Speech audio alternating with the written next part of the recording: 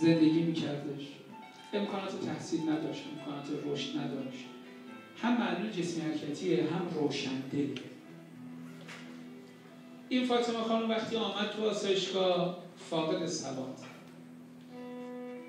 به 3 سال فکر میکنم رفتی اول راهنمایی. آره فاطمه خانم؟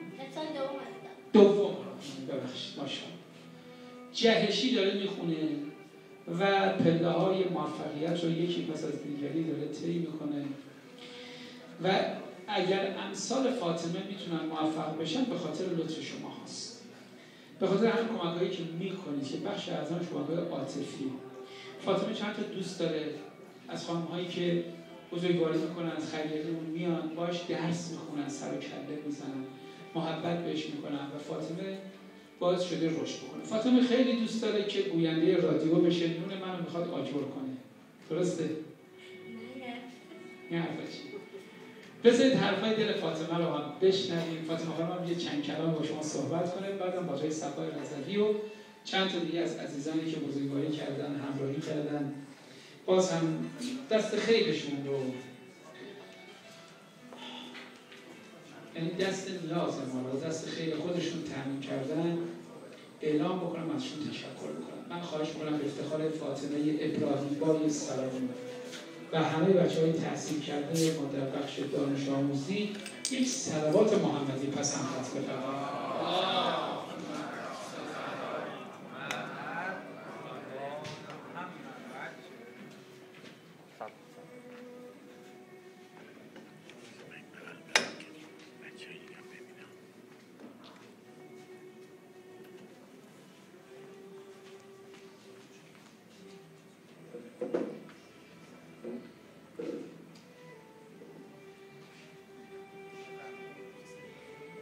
به نام خدا، سلامی به گرمی آفتاب، به شما عزیزانی که اینجا اومدید عرض می‌کنم.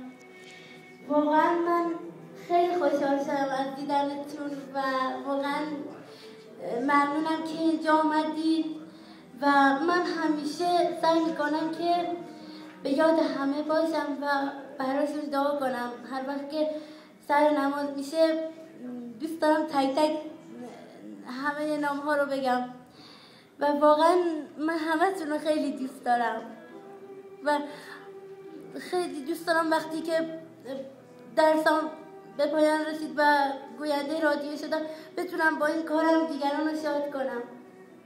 خیلی دوست دارم همه شاد بشن. به همین دلیل میخوام شما هم برای کسای دیگه دعا کنید تا هر کسی هر دردی داره اون دردش برطرف بشه و به هر چی که میخواد برسه و شما هم به هر چی که دوست دارید برسید. اگر اجازه بدید من یک دکلمه رو میخواستم خدمتتون عرض کنم. من آن مرغم که با بال شکسته، نگشتم هرگز از پرواز خسته. به امید خدا و همت و کار، گشودم گردری هم بود بسته. سحر قفل قفس را باز کردم، پریدن را ز نو آغاز کردم. نیندیشیدم از بال شکسته، از اینجا تا خدا پرواز کردم. حضور آشنا را می توان دید، پریدن‌های ما را می توان دید. اگر با چشم دل آیی به اینجا، ملاقات خدا را می توان دید.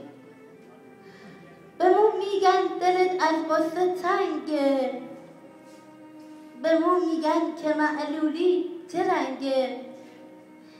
جواب ما همیشه اینه جونو، خدا هرچی به ما داده قشنگه.